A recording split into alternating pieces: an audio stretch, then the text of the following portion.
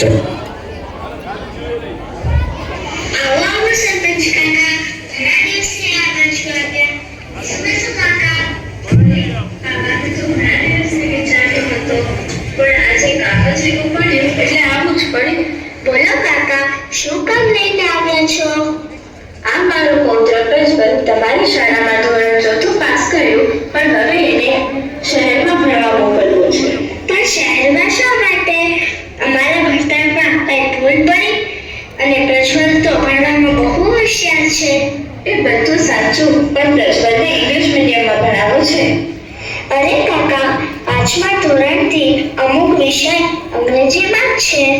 પણ એના મમ્મી પપ્પાને મોટો ઓફિસર બનાવવો છે, એટલે તો અંગ્રેજી મીડિયમમાં ભણવા મોકલવો છે. કોણે કહ્યું કે માતૃભાષામાં ભણીને ઓફિસર ન બની શકે? મોટો ઓફિસર નહીં, કલેક્ટર પણ બની શકે. પણ આપણે બધાને ઘેરછા ઉપડી છે કે ઇંગ્લિશ મીડિયમમાં ભણવાથી જ સફળ થશે. અરે, ભારતના મોટા મોટા ઉદ્યોગપતિઓ જે વિશ્વમાં ડંકો વગાડે છે, જે પોતાની માતૃભાષામાં જ ભણેલા છે. જુઓ કાકા, છોકરું પોતાની માતૃભાષામાં ભણે તો તેની કલ્પના શક્તિનો વિકાસ બહુ ઝડપથી થાય. અમે નથી કહેતા કે બીજી ભાષાઓ ખરાબ છે. હું પણ તમારી સાથે સહેમત છું, પણ છોકરાઓને કોણ સમજાવે કે અંગ્રેજી ભાષા તો શબ્દથી કમદાર છે. એની પાસે કોઈ માસી માટે તેમજ કાકા મામા ફુવા માટે અલગ અલગ શબ્દ નથી. સામે માતૃભાષા કેટલી સમૃદ્ધ છે એ હું પણ જાણું છું. પણ એક સવાલ હું તમને કરું છું કે તમારા બાળકો કઈ ભાષામાં ભણે છે? મારા બંને બાળકો ઇંગ્લિશ મીડિયમમાં ભણીને ડોક્ટર અને એન્જિનિયર બની ગયા છે. અને તમારા મેડમ?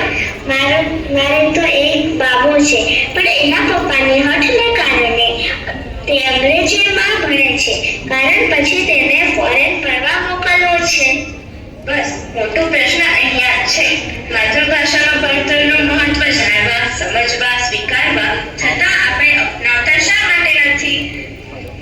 મૂંઝવતા પ્રશ્નો તો ઘણા છે, પણ આપણા બાળકને હાયર એજ્યુકેશનમાં જવું હોય ત્યાં લગભગ બધી અંગ્રેજી વાતો હોય છે.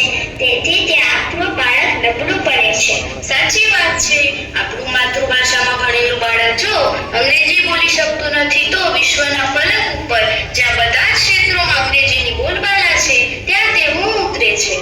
અને સરકારી નોકરી માટેની પરીક્ષામાં પણ અંગ્રેજી વિષય ફરજિયાત હોય છે.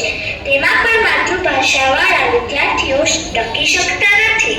મારી દ્રષ્ટિએ આમાં વાંક સરકારનો કે વહીવટકર્તાઓનો દેખાય છે, જેને કારણે અંગ્રેજોના ગુલામીથી છૂટ્યા પણ અંગ્રેજીના ગુલામ જ રહ્યા.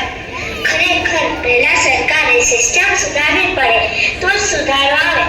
આપણા બાળકની જન્મ તારીખનો દાખલો જો માતૃભાષામાં હોય તો કોલેજમાં એડમિશન વખતે તેને અંગ્રેજીમાં ટ્રાન્સલેટ કરવું પડે છે.